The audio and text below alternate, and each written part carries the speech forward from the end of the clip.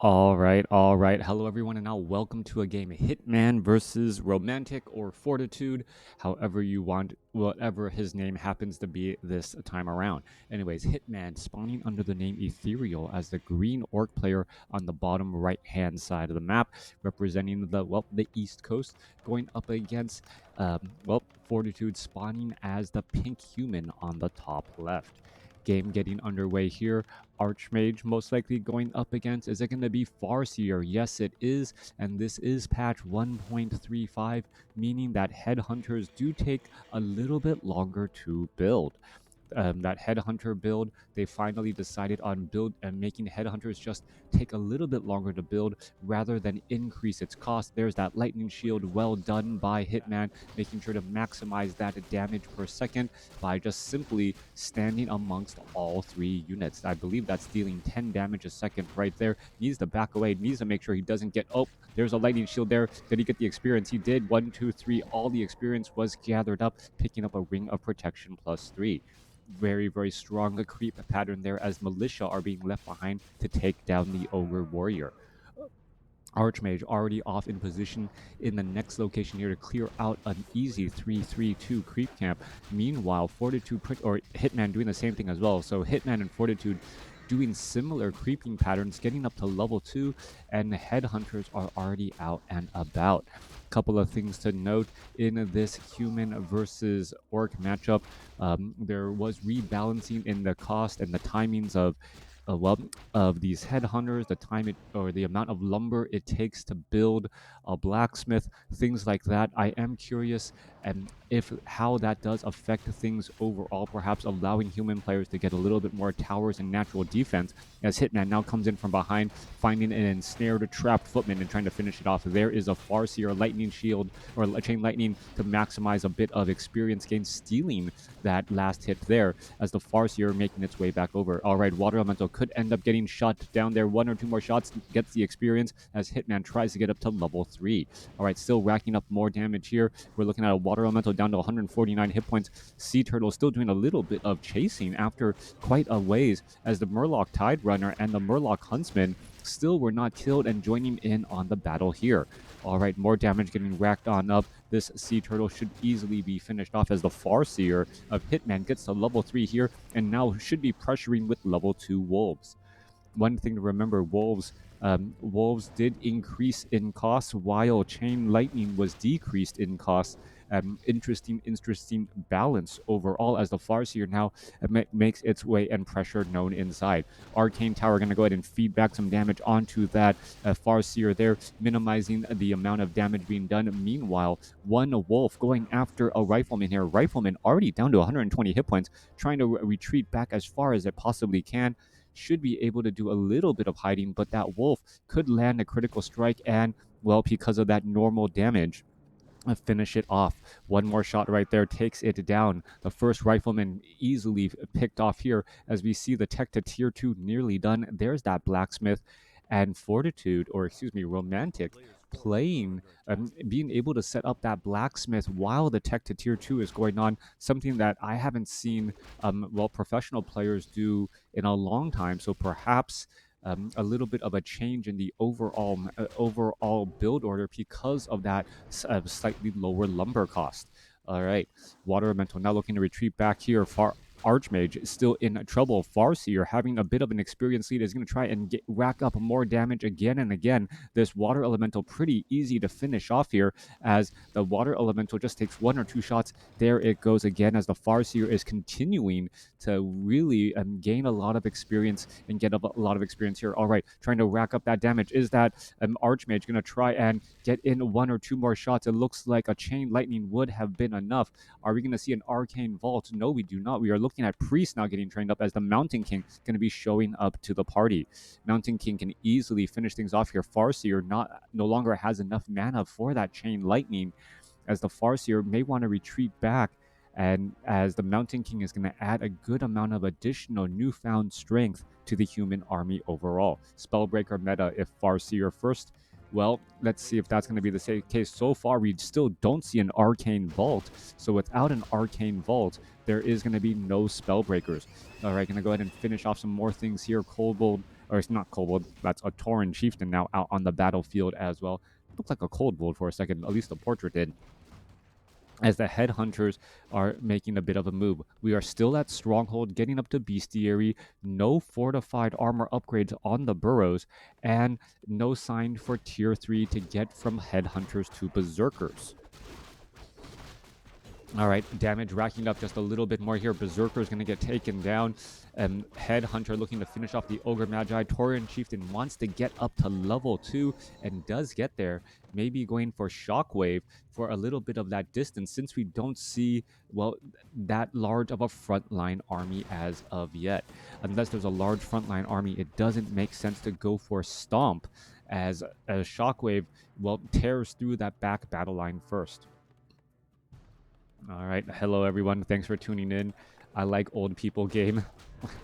All right, well, I don't know. It seems weird to me that Warcraft 3 is an older person's game, since it does require a lot of youth, like the dexterity, the actions per minute, and well, taking the time to actually learn the game though is perhaps what is keeping the things at bay from a new generation from being able to enjoy this game.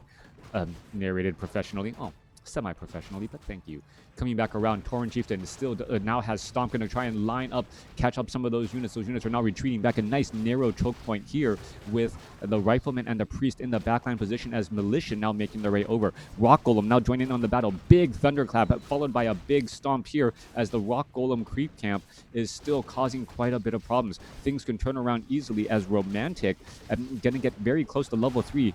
Some big damage there. Chain Lightning now bouncing back around as well, as we're looking at a level 3 Tauren Chieftain and level 3 Farseer going up against dual level 2 heroes. Archmage now very close to level 3. There's level 3, drops a Water Elemental, but that Water Elemental just going to get purged down. It is the level 1 variety, taken down pretty much in an instant. Tauren Chieftain now still trying to chase after here, but a Stormbolt onto the Tauren Chieftain could spell problems. Scroll of Town Portal is there, as the Kodo Beast is offering a bit of additional bonus damage. All right, well, Cloak of Shadows being used effectively by the Mountain King in the middle of the fight here. Meanwhile, Tauren Chieftain trying to escape there, as the final shot from the from the Farseer takes down a Rifleman, and a Shaman is also lost as well. Coming back down to the south side, Tauren Chieftain healing up. Farseer healing up. Farseer no longer has that large level advantage any longer, as that Mountain King will be getting to level 3 as well. I've said this in the past and I'll say it again. Odd levels matter much more than those even levels. So even if the Farseer gets up to level 4, which I believe it will momentarily, it's not going to matter nearly as much as the level 2 to level 3 advantage we saw in that fight earlier that Hitman had. Romantic, what are his options at this point? Archmage still wandering around, does have some healing wards. He's still running off of one base, and if you take a look at this, there's a large number of farms just surrounding this keep here, just in case, well, Hitman tries to go for that hit and run tactic with raiders. He does have a bestiary, but he hasn't really heavily invested into that bestiary raiders yet. So far, there's only one raider. I think I've seen a couple of ensnares, but it isn't that dominant of a strategy so far. Kodo Beast slowly digesting and finishes digesting a Rifleman, and now looking for its next target. Coming back through, healing ward's gonna, well, help those priests not need nearly as much mana. Should have turned off auto healing there. Tome of Knowledge being left behind by Romantic, but does pick up a Book of the Dead. Book of the Dead could suddenly spawn a large army and surround an unsuspecting opponent, as a Sasquatch now going to get finished up here. Perhaps we're going to get up to level 4 on that Mountain King for both level 2 Stormbolt and level 2 Thunderclap. Mountain King also picking up Claws of Attack +9. That can be given to the Archmage for a little bit of a range bonus damage, as the Mountain King gets up to level 4 and the Archmage stays at level 3. No level 2 Brilliance Aura as of yet. Tauren Chieftain, if it gets up to level 5, that level 3 stomp radius becomes much larger, and suddenly even backline units are exposed because of just how large that radius is. Tauren Chieftain looking to get to level 5 here. Going to go after this Forest Troll Warlord creep camp. Is the Farseer going to stick around? And if it does stick around, nope, not going to stick around. Tauren Chieftain should be able to get up to level 5 here. All right, picking up some last good items. Scroll of the Beast is the last item here. May try and use that potion of replenishment to do a little bit of healing after the creep camp is done, and then pick up that Scroll of the Beast. No, no. Yep, there you go. Water Elemental could have actually tapped the Tauren Chieftain right there to disrupt that bit of healing, but then it would have exposed himself and perhaps given additional experience too. All right, I take it back. It is level 2 Brilliance Aura over level 2 Water Elementals. Archmage at level 3 opted to go for level 2 Brilliance Aura, meaning more mana for the priests, the sorceresses, and more importantly, that Mountain King, who picks up a Medallion of Courage, and with that +5 intelligence, up to 420 mana. All right, getting underway. That dire wolf probably not going to get any real kills off. The majority of the creep camps now all cleared up. Great Hall here is going to get finished by a peon, as Hitman does get that fortified upgrade for those burrows and watchtowers if he finally does build a couple. Meanwhile, we're looking at Romantic sitting in low upkeep off of one base only. So Romantic needs to make a play happen. Otherwise, Hitman is going to just continue to build on a very, very strong lead. Sorceresses are nearby. Are we going to see a big stomp? There is a Stormbolt straight up onto the Tauren Chieftain. Book of the Dead now being used. Lightning Shield as on a grunt, as the Tauren Chieftain taking far more damage than he originally anticipated and expected. All right, trying to make his way through, trying to get a stomp down. There is a Potion of Invulnerability shaking off one stomp. Chain Lightning now bouncing around. Scroll of Healing trying to counteract a little bit of damage, as a Healing Ward also placed down as well. Militia came into the attack and joined in from the far side here as a Kodo Beast trying to back away, and well, reversal of fortune on that Spellbreaker as the Spellbreaker retreats back out. Lightning Shield constantly cast across all of the riflemen in the back. That's constantly being dispelled as well, as we do see a bit of mining. Tauren Chieftain now in trouble again, even with the Talisman of Evasion and Ring of Protection, having a difficult time staying alive as the Tauren Chieftain wants to throw down a stomp. Meanwhile, Mountain King does have another Thunderclap to give there, giving multiple slow as a Voodoo Lounge now being placed down by Hitman. Is Hitman going to be able to hold on, perhaps pick up a Potion of Healing, and then stay alive here, as we're seeing damage still getting racked up here? Raiders trying to engage. There's that double level up, a level 4 and a level 5. Tauren Chieftain unable to throw down, or finally gets the stomp down, as that Potion of Healing is currently on cooldown. Needs to use some healing salves as we see a transition into Blizzard. All right, so Blizzard now raining down, destroying much of Hitman's chances, as he's able to create a little bit of zone separation.